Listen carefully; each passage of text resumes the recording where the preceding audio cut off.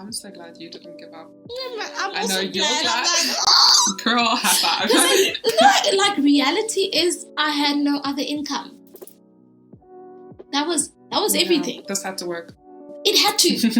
It literally had to work. This must work. Yeah. I didn't have anything.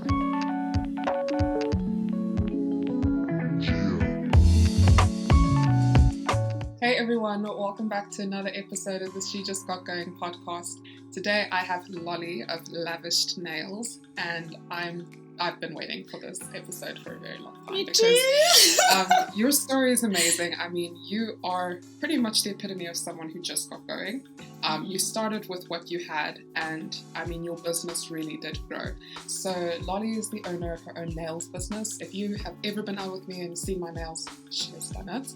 And follow her page to see the amazing work that she has done. She is right here in Garsfontein. So if you're a South African and you live in Pretoria and you live around the Ferry Glen area, do yourself a favor. So today we're just going to speak about Lolly's journey, and without further ado, let's get into it. So Lolly, I'm going to ask you to share a little bit about how you actually got involved and how you got started in your business before we ask you the two main questions that we do ask on the podcast. So I know we've discussed this before, but the first one is, what was one piece of advice you wish you could give yourself before you started? And the other one is also, what was one of the fears you think you really had back then that you overcame, and how? And it's not really to put a focus on fear. It's really just to actually show that everyone has their fears, everyone has their difficulties, and we've all had to overcome them. And it's to give people hope that they can be overcome, and that we all can actually do this. And so, tell me how this crazy journey started. It's definitely been a crazy journey.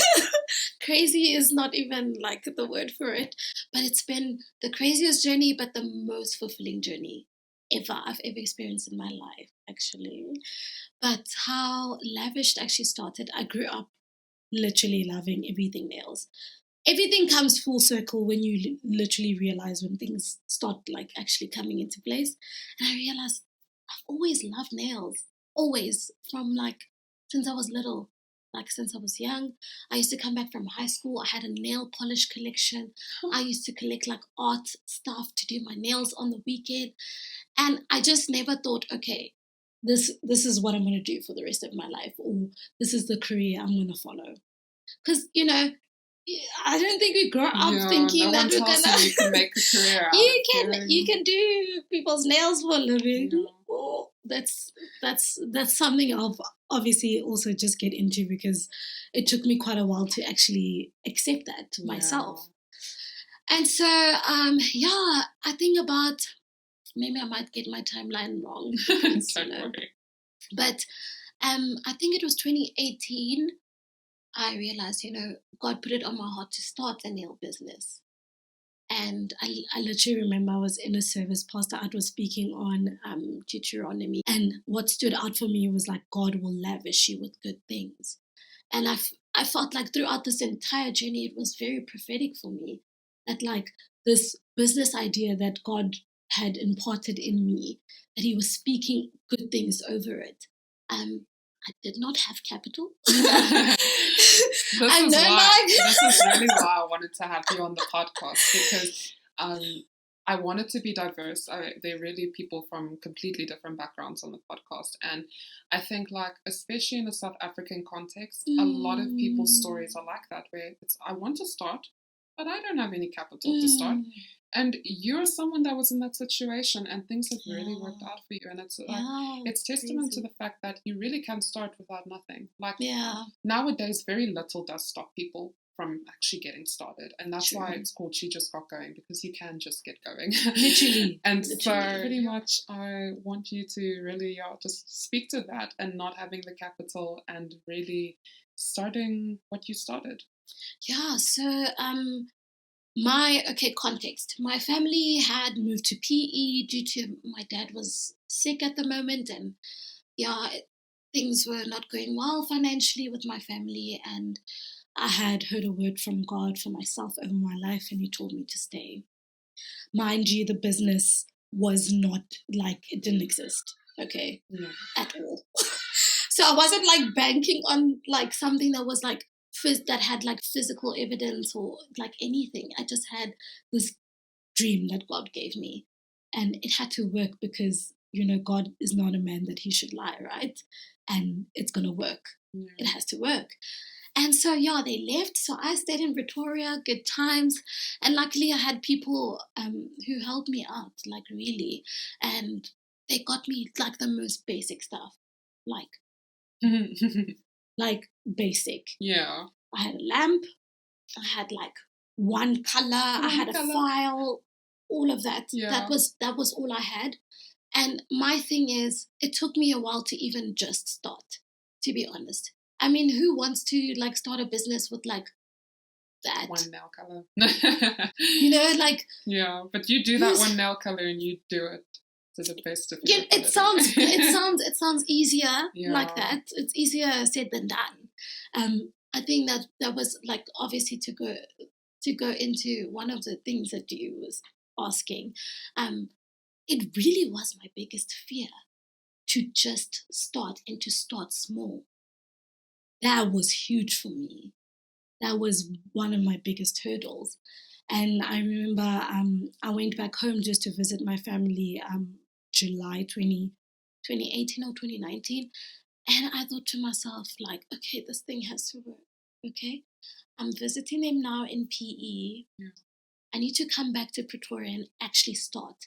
I have a name. I had like a vision of what I wanted to be like. The dream was there. It was just to start. Yeah. And I remember coming back. No, before I came back, I just posted on Facebook the first 5 people to do nails for 100 Rand. Literally with that, like, I think by that time I had bought like maybe 3 colors. Come get your nails done for 100 Rand. And it was acrylic colors. Yeah. And there were people. So I literally started with like that 500 Rand. That was my how I ended up like starting Lavished. Yeah. And then I just bought colors from then, and it just grew. I kid you not, I never expected. I never expected it. Like really, I never expected it at all. But like just like how once you start, things get going. If you just start, whatever you have is enough. Whatever it is, because I really feel passionate about it, especially with people that maybe don't have the financial means to build a small business in a great way from the beginning. Yeah. Just start. As long as you're passionate about what you are gonna do and you feel like this is your heart's desires, it will work. Yeah. And will. That's like I'm really being touched by that message as well, because again, that is the core of why I started something like this, because again, even with this podcast, it's really also people looking into how I'm getting going, how I also just had to start. I mean, I also had my own fears with trying to start something like this, but that's not what this episode is dedicated to. But yeah, it's so amazing that you held on to that firm belief that you'll just get going, you'll just get started. And that everything really worked itself out along the way. And what's so nice about it as well is when you get started with little, don't underestimate how much you still learn at that stage. Because yes, maybe all the clientele isn't in, money isn't coming into the business, but knowledge is valuable as well. Yeah. We don't place monetary value on knowledge until things are much bigger, and that's kind of where trademarks and patents come in. But I mean, the knowledge that you're gaining is also invaluable. Yeah. I mean, you actually, when we had spoken about it before, you mentioned that you also like kind of had a bit of a mentor in your life, like someone that actually taught you how to do nails as well. Yeah. And so, even though you got started with little, you were learning, and you've taken all the lessons you've learned. I mean, starting from acrylic, now you've gone into, something completely not different, but like you offer so much more now. Yeah, definitely. You've learned different things, and I mean, I feel like you're someone who's really knowledgeable about like nails and everything. I don't want to delve too much into my situation. I went on a hike last year, and I didn't know what that does to one's feet and toes. And we're not gonna go. We're not gonna go into it. But Lolly knew what she was doing. Long story short, I didn't have a toe. Yes. Now I have a toenail. So she knows what she's doing. She's taken very good care of me, and so I honestly like would never have my nails done with anyone else. Just because, like, firstly, we have great conversations when I do come over, but also it's been so great to see where you started, like turning the little space where you lived into like a place to do nails, to now moving to a bigger space that you've done up so nicely. If I can put a picture of that somewhere, I will. But just to get back into it, you've touched on, one of the fears that you had, and that was really powerful what you said. So, now what is one piece of advice you would go back and tell yourself before you started? Well, I feel like I'd give myself a lot of advice. I think we all feel that way. But, if you want to share more than one, it's fine. But, what do you think now with where you're at and what you know? Yeah. What is one thing you think you really needed to hear before you started? One thing you really needed to know? I really, to be honest, I just needed to tell myself I can do it. And you know what? God has given me a gift, and believe in it. It's there. It's visible. It's different if something's hidden and you don't really show it. But when you physically see that it's there, just go with what God is saying to you. Yes, there's obviously going to be doubts and like roller coaster, but just stick to it. Stick to your passion. Stick to what you believe. And another thing, I would also advise myself, like, block the naysayers. Because my family, I think, shame, they mean well, they want the best for me, and and I really get it. It's really an African child thing as well. Yes. Like, we have to disclose that because, it's no secret, I guess, what African parents have been through to actually give their children the lives that their children have now. And they were taught that, having a conventional job and going the conventional route is safe, it's secure. We like secure. Yes. And our parents love secure. And so anything that doesn't echo that just like sends red flags flying. And it's difficult, I think, in this time, especially for, kids that might come from that sort of background trying to start something. Be prepared that your parents might not understand it. But again, no one needs to understand it besides you. And it's so funny because even African parent background aside, I had a very similar conversation with Michelle on the podcast as well.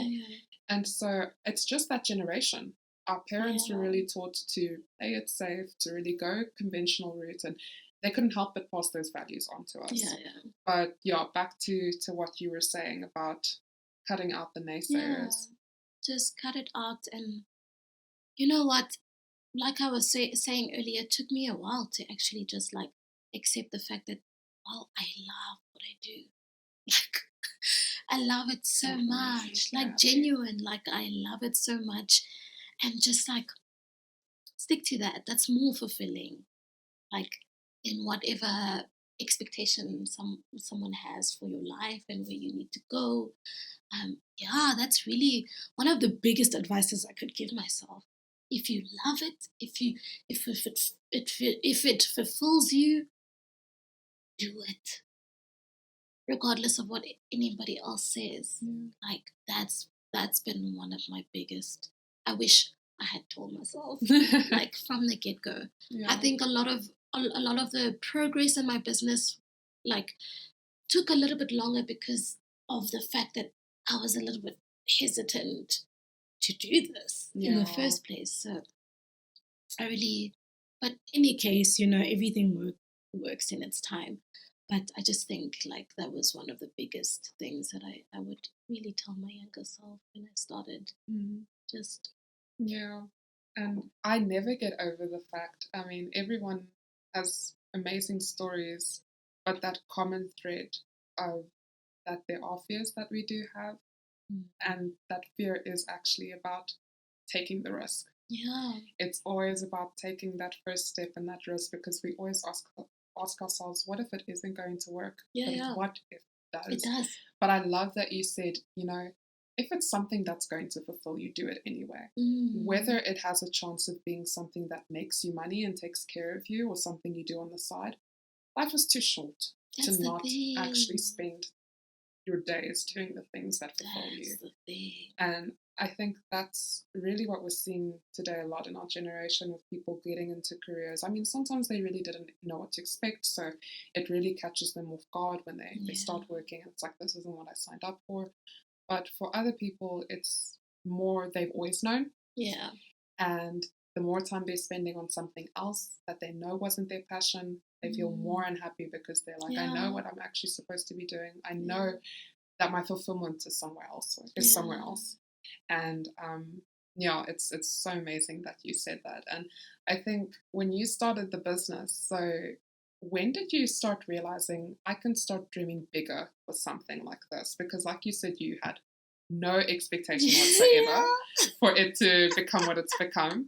And so when did you start realizing I can dream for more? Because like when you see like where you started to, just now the branding and what you've envisioned for this, when was that turning point where you're like, I'm going to run with this and I'm going to make it something big? So I realized because I've always loved art. Art is like my main. Yeah. Everything else is so nice because I'm a simple side. Yeah, guys, every single time I show up to do my nails with Lolly, it's like, are we going to do something fun this time? And I kid you not, like sometimes I come with the best of intentions. Yeah. And I've even done it before. I'm like, let's do this is adventurous. And I've actually come back and made you take it all. Yes. Because I want to push myself and put myself out there, and then I realize, hey, I'm a plain Jane in that department. I like my nails, just a plain color. Every now and then we do something cute like a little and bit, fun. We do cute little and I accents appreciate on that. it. And I'm glad that you're patient with me in that as well. But someone who really wants to go to town with their nail art and has these visions that they want someone to bring to life, let Lolly do that. Please. But you always have the most time and patience with me. But every single time I walk out, I love my nails. Aww. Like, I love my nails. So thank you for that. Yes. So, yeah. But yes, so when did you go big? So I feel like that's when I think I realized this is such a God thing. Like, I've always, even though I've doubted, I've always known I want more. There's more to this. Yeah. There's bigger. I'm dreaming of bigger. I think of bigger things. I think, oh no, this is not just an ordinary nail studio. Like I remember, I started, like you mentioned, I started from my place where I was staying. I always imagined this is a professional space. I treated it very professional. Like it was as if it's not my home. Yeah. And I separated it. This is my studio. This is my space. This is my workspace. This is everything to me. This is, and I treated it like that.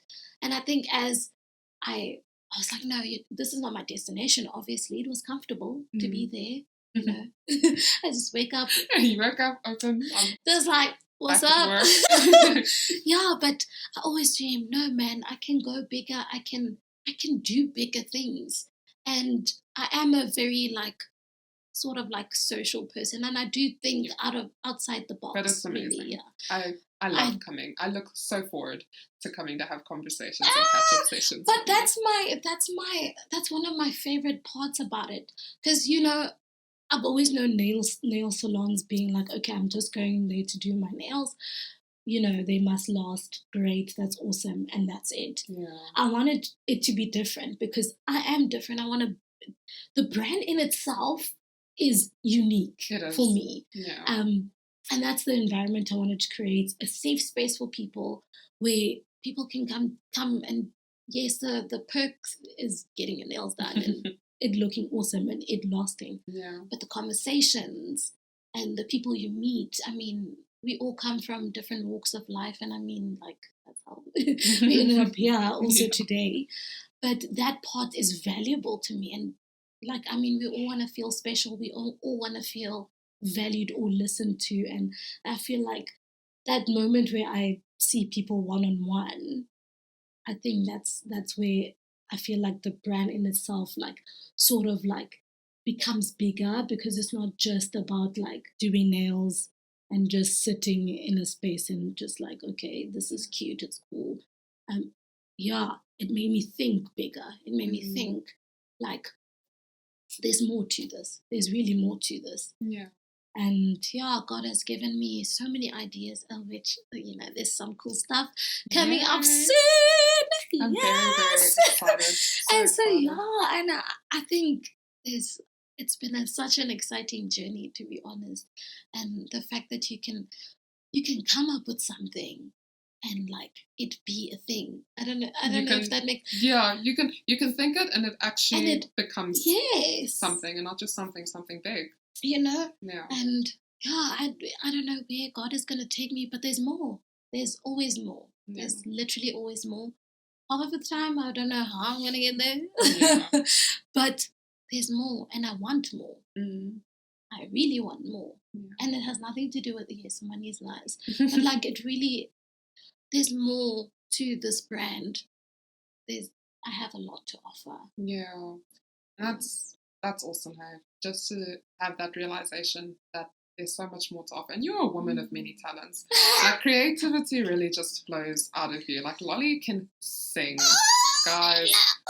She sings at our church, and I mean, it's definitely a spiritual thing. Like, the Holy Spirit fills the church with an atmosphere, and that's really what touches people. But it's your gift that makes that possible, and you have a gift, and you are really, really talented. And I know I always tell you this when we do our nails together, but I'm like, never underestimate how talented you are. And you know, no matter what happens, this what is not about this, okay? Like, no, don't get me crying, okay? But it's the truth. I like, never underestimate how talented you are, and you know, you've proven that to yourself with the business, where you know, you just don't know what you can achieve when you don't underestimate yourself. And that's true for every other area in your life. And that's something I also learned in my journey, is don't be the one that counts you out. If people want to come across your journey and they want to count you out, but the second you do it, it's really over. So always be your biggest fan. You have fans, that much I can tell you. Thank you. I'm kind of one, but yeah, no, really, just never stop that attitude of there's more. There's so much more that you have to offer, because there really is. And I'm not saying it to just fill, you know, your ears with nice words and flatter you. Like, your business is proof. Yeah. God has brought you really far. Really, and far. Like you said, it's a God thing. It really Sometimes, like, when you run with something and it really like turns into something big, you're like, God is in this, and I owe it to him to really make this something that represents him well and that gives him glory. Yeah. And so, yeah, I think what I want to ask as well is, because we actually covered the two questions, you know, was there ever a time that it was very hard, that maybe you might have thought of giving up at a stage, or was it always really good? I know we look at things and we're like, sure, they've got this business going for them. Yeah. Things have probably always just been going so well for them, but nothing goes well for me. And we don't realize that, like, on social media and on the outside, we really just see people's highlights of their lives. That's and all the good stuff. But there's always something going on behind the scenes. And how did you navigate that? So were there some difficult times, and like, what was that like? It definitely was. In the very beginning. I mean, obviously people don't give into like a new business that quickly, you know. And I mean, also specifically in the nail industry, people want to trust the person. And I mean, I just came into the business. What sets me apart? What do I have to offer? I have no proof of what I offer, you know. So to get like a very like stable client base took me quite some time. And I think for me that was extremely discouraging, because I would, like, literally there were times where I used to have one client a week, and I mean, like, that one client I used to charge way less than what I do now. So it was like, But even what you charge now is it's so very reasonable. People will be like, how do you get your nails done every single month? Or Yeah, every, right. 2 months. And I tell them, it's like, come again? Because I'm paying an arm and a leg, and I'm not going to name and shame any other brands. But yeah. And you do an amazing job. But yeah, back to what you were saying. So, yeah, I mean, like 200 Rand for that week. And I still had stuff to pay for, and that was, I just felt like nothing's moving, nothing's growing. With the products that I was working with, the stuff wasn't lasting, and I think that was like, you know what, God, I don't know about this. I'm not sure. What am I doing wrong? I'm going on social media. I mean, social media is a great platform to get the word out there. But if you and I are like in a friend group and your product is not lasting, you have no reason to tell people about me. Yeah. So I think that was a very like dark time in the business, and it was a huge struggle for me. But I remember, like, my boyfriend's awesome. He's very encouraging. Shout out to the supportive boyfriends. He's awesome, guys. Like, big right. The best. But like, but he just kept encouraging me. When someone knows the vision that you have and sticks to that, even when you don't, that for me get me also going like, actually, no, man, this is gonna work. And I kept pushing. I was grateful. I had to literally be grateful for that one client a week, and that one client turned into, oh my word, I don't know how many people I see now a week. About 7 a day. In advance. Way in advance. Can you put me in? That's the thing. And you know what? If I didn't push through during those times, I wouldn't be where I am today. Now I literally have an overwhelming amount of people contacting me to get just an appointment, which is absolutely insane for me. But that's really one of the hardest things that I really had to encounter, and just push through that, because you don't like what you see is it's not working. So now what must happen? Like, you know what I'm saying? Like, okay, how do I prove that this is gonna work? Yeah. And that's amazing when you talk about the person or even the people that you have in your life that still stay true to what you set out to do, even when you grow weary and when you give up.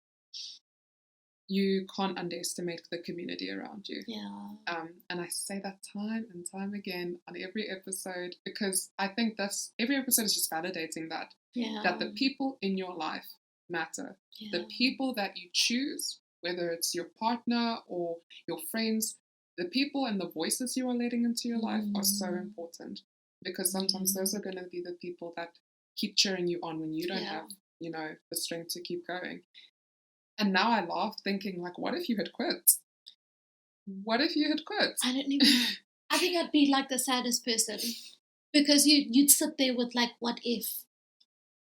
I think there's nothing worse than that. Like having a dream that's like God birthed in you, and then you quit and you sit there. What if it worked? Yeah. What if? I'd rather try. And I tried my best, than sit there with huge regret. To be honest, yeah. No, I'm so glad you didn't give up. I'm also you're glad. Girl, high five. Like, reality is, I had no other income. That was everything. This had to work. It had to. It literally had to work. This must work. Yeah. I didn't have anything else. And you worked hard as well. I worked really hard. Like, you showed up every single day. Every single day. You did it. I tried my best to have the best attitude. Yeah.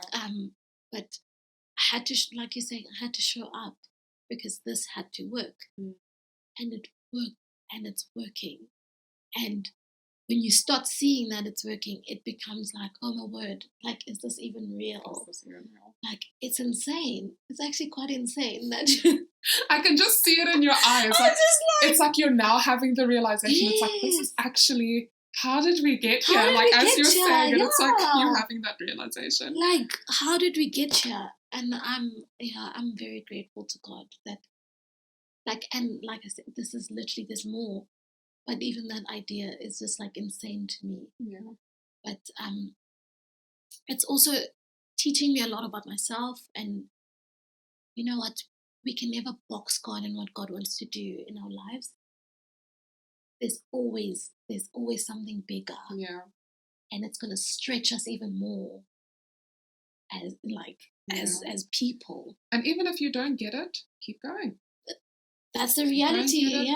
Keep going. Because I think a lot of young people, they sit and they just don't know. The amount of kids, it hurts to call them kids because I'm talking about high schoolers. Like, we're also kids. We're very young. Yeah. Well, I mean, we're not old. We're not No. old. And so, like, I'll speak to kids in high school and be like, oh, what are you studying? What are you doing? What are you busy with? What do you want to study next year? And they're like, I don't know. But a lot of them are saying, I don't know. And I think back in our generation, I think we just came up with something because we had to have our lives together. So we were always doing something, having something going, had a plan. Even if deep down we were not sure, we had a plan and we were going to go through with it. Because again, our parents sort of like projected that onto us. You're going to go to university, you're going to do something, you're going to study, you're going to have create a safe life for yourself where you can provide for your family. And there's nothing wrong with that. But yeah, I think for me, it really became a thing of now we kind of need to show this generation that it's okay not to know. Don't not do anything. Yeah. I think don't say, I don't know what I'm doing, and then sit and just try and figure out, be intentional. Yeah. And if you don't have a plan, find a plan. If you don't know how to put a plan together, find someone that can help you put a plan together. Again, I mentioned community. Almost everyone I've had on this podcast, we met each other at church. We're part of the same church. We have our faith in God, Christians. And it's a big part of our lives. It's a big part of our stories. Huge. And it's a big part of how we found our community. And True. How we met each other as well. Yeah. And so people need to find a community of people they can connect to, people that they're going to be able to learn from, people that are going to be able to support them. And so that even when you don't really know what's happening, there are still people in your corner to kind of be that net. Yeah. And it happened with my sister actually, because she now is going to study medicine. She got accepted, but she actually didn't know what she wanted to study a couple of months before those applications. She thought maybe I want to be a pilot. She said she had really good marks, like she could really choose, but she didn't know, and that was strange because my sister always like had a plan, always knew, but she didn't know. And that was fine, but we all the time were constantly like reminding her, listen, applications will open soon, you need to start really thinking about things you'd want to do. So if medicine doesn't work out, what are your other options? Do you want to do something BSc related and branch over, because that's something you'd need to consider. So she applied for like dentistry, for engineering, for a whole lot of different stuff. And we were laughing about it the other day because I was like, Daniela, you literally didn't get accepted for medicine in South Africa, but you got accepted for some of the hardest programs, like literally all of them, like dentistry, engineering, all the other stuff. And I was like, you can be so proud of yourself. But again, like when she got accepted, she was like, no, I'm now sure it's medicine I want to do. So luckily she had that realization, even though like she put a bunch of applications out there. I think when she got the decisions as well, and when she was studying, I think she also had that realization when she was studying how badly she wanted medicine as well. Not just because it's medicine, because granted it's not an easy career to go into, but I kid you not, like since she's been accepted, like she only starts much later on because it is overseas. Yeah. She's literally sat with like an anatomy book every single day until like the late hours of the night. Like you can see this is something this child is passionate about. And so, yeah, for me, it's so awesome to just hear stories, you know, like yours, where if anything else doesn't make sense and the only thing you're sure about is what fulfills you, that's still a very good place to start. Yeah. Yeah. And so, yeah, Lolly, I just wanted to say thank you so much for sharing your story. Thank you for And, this. I feel so honored, like, honestly. No, I really have always been so excited to have you share your story. And like I said, guys, really check out Lavished Nails. Yes. Do yourself a favor if you're in the area and actually visit. Lolly is just an awesome person. I mean, I think you've seen that from the podcast. Just a great person to speak to. You'll have lovely nails at a super affordable price. And also on the podcast, you know where to follow the episodes, like and subscribe on the YouTube channel. The podcast episodes are available audio-wise on Spotify, on Apple Podcasts, and on Google Podcasts as well. And if you have questions, and you want to reach out, you're more than welcome to do that. I put down our social media handles here as well. So, yeah, I really hope that you guys learned something and gained something from today's episode. And that's it. So, have an awesome time, guys, and see you next time. Bye.